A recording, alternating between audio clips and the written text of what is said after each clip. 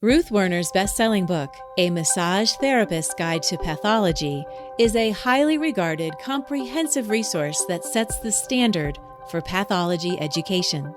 Written for massage therapy students and practitioners, this groundbreaking resource serves up a comprehensive review of the pathophysiology, signs, symptoms, and treatment of more than 500 diseases and disorders. Learn more at booksofdiscovery.com.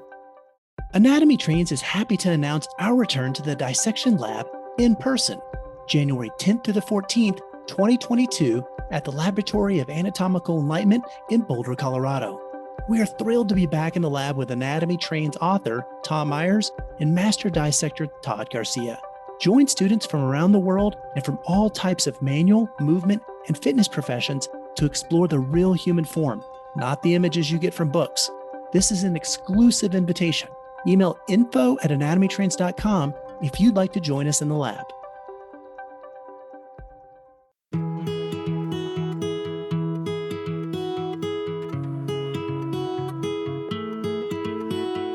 Hi, and welcome to I Have a Client Who, Pathology Conversations with Ruth Werner, the podcast where I will discuss your real-life stories about clients with conditions that are perplexing or confusing.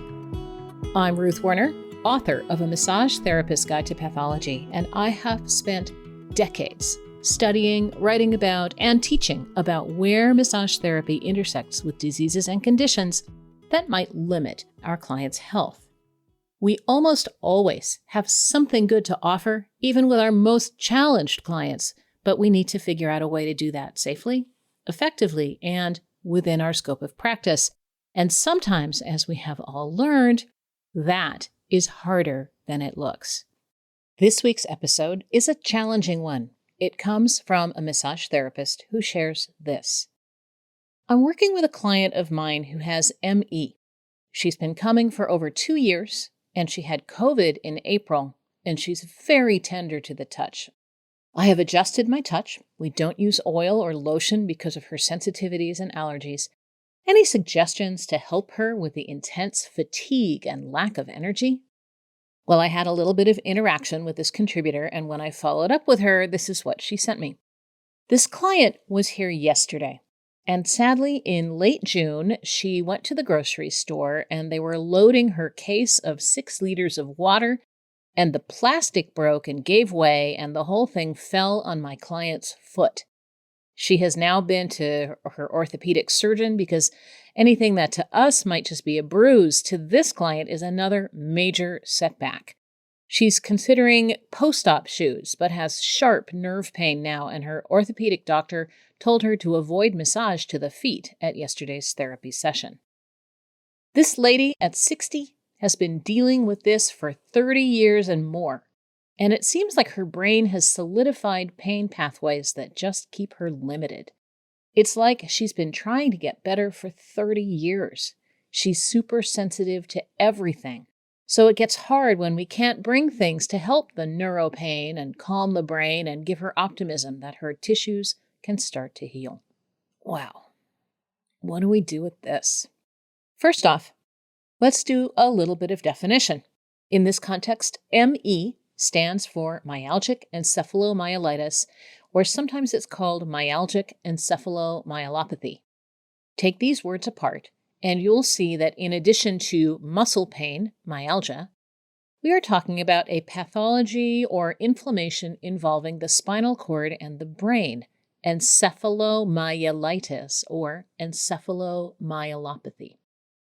It is, for all intents and purposes, the same thing as what we call chronic fatigue syndrome in the United States, but they use the term ME in most other countries. One of the interesting things about the term myalgic encephalomyelitis is that it points at this as a central nervous system feature, where the term chronic fatigue syndrome does not. We are going to be hearing a lot more about CFS and ME in the near future, I predict, because these conditions form a symptomatic profile that shows up in a lot of people who have what is now being called PASC, P-A-S-C, or post-acute sequelae of COVID. In other words, long COVID. Now, this lady has been dealing with these symptoms for 30 years, but I'm sure dealing with her own COVID infection in April was an additional challenge.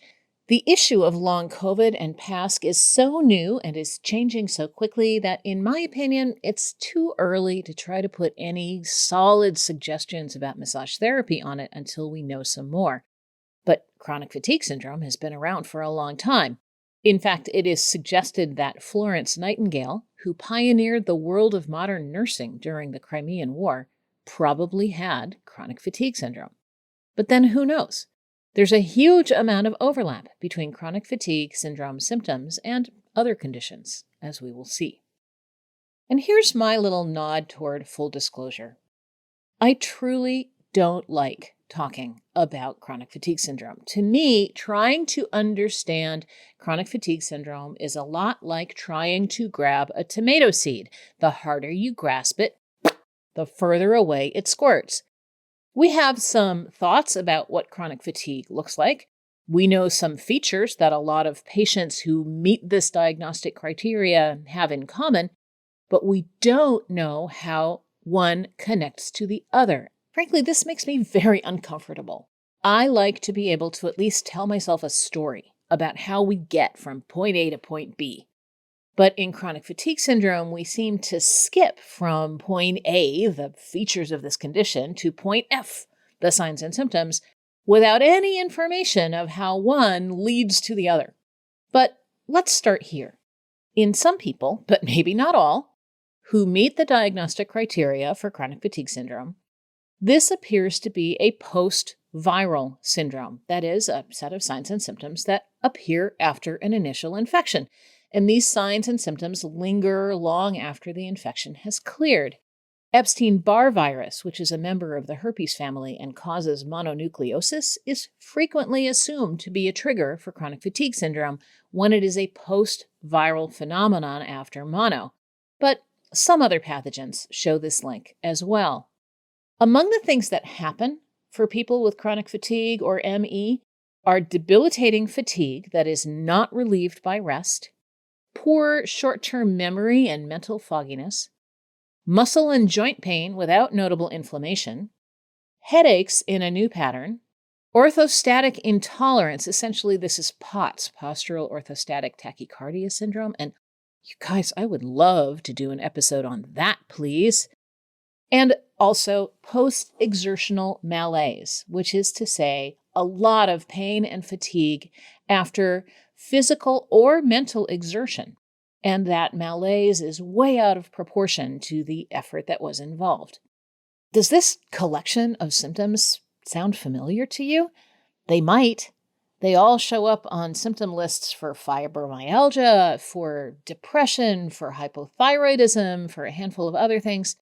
One thing chronic fatigue syndrome sometimes shows is low-grade fever and tender lymph nodes, and we usually don't see those with other chronic conditions.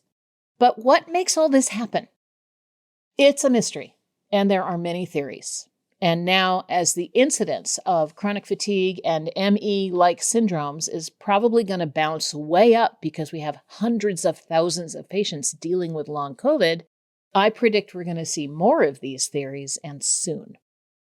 Among the things we can predict about people with chronic fatigue is issues with the HPA axis. That's the link up between the hypothalamus, the pituitary, and the adrenal glands, and this helps to determine the efficiency of our stress response system. In people with chronic fatigue syndrome or ME, this hormonal connection is inefficient. So people tend to have big stress responses even to little stressors. And those responses tend to be long-lasting, which, as you can imagine, is exhausting. Lots of patients appear to have a hyperreactive immune system, sometimes with cortisol depletion from those prolonged stress reactions. And the consequence of these two things together means that allergies tend to be very, very extreme. And the client in this story is allergic to a lot of things that might make her feel better if she could tolerate them. Some really interesting lines of thought are now examining mitochondrial function in people with chronic fatigue syndrome or myalgic encephalomyelitis. We see some anomalies in their mitochondrial function, but I don't have the expertise to explore or understand them at this point. However, if we just remember that mitochondria are our cellular powerhouses, so if a person's mitochondria are somehow limited or dysfunctional, it's not hard to make a leap to see how that would lead to some debilitating fatigue. Still, this is just an area of exploration at this point. Not surprisingly, chronic fatigue and ME have a high correlation with both depression and anxiety. It would be really hard to have this problem without depression or anxiety, wouldn't it? And of course, both depression and anxiety are also linked with HPA axis dysfunction. I'm really taken with how our contributor today describes the client when she says, "It seems her brain has solidified pain pathways that keep her limited." This kind of self-fulfilling pain generation is essentially an example of central sensitization. The client's nervous system has ingrained her fatigue and her pain, and it has structurally changed in such a way that those signals get really, really hard to interrupt, especially with this new foot injury, which is now going to influence her ability to walk and move without pain. This is likely to be a major setback indeed. And we see this central sensitization issue is a feature of fibromyalgia and some other chronic pain disorders as well. So what can we do? This is a really tough situation for both the client who has to live with it and the therapist who really wants to help. There are no quick fixes for this. There are no magic elixirs that will put her mitochondria to rights or rebalance her lymphocyte-leukocyte ratios or rejigger her sensory pathways to fix her central sensitization. Her situation didn't happen overnight, and it's not going to resolve overnight. This calls for long-term, gentle, supportive, patient, ongoing care that focuses on her ability to get better, whatever better means for her.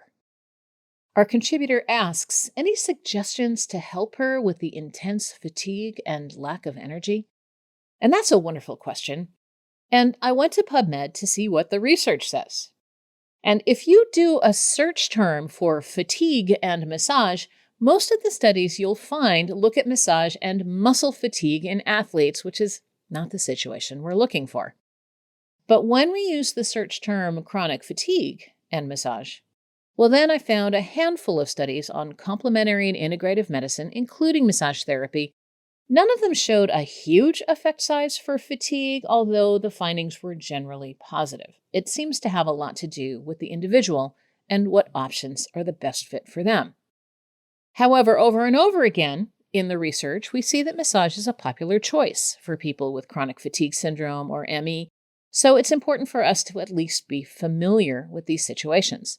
I will put my limited chronic fatigue syndrome resources in our show notes so you can see how our work stacks up in comparison to other interventions. My suggestion for this therapist feels a little unsatisfying, but really it's the best we've got.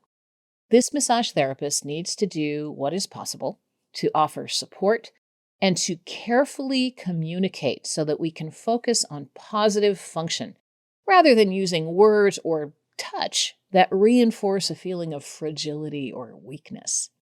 A really great question for situations like this is, what would you like to be able to do?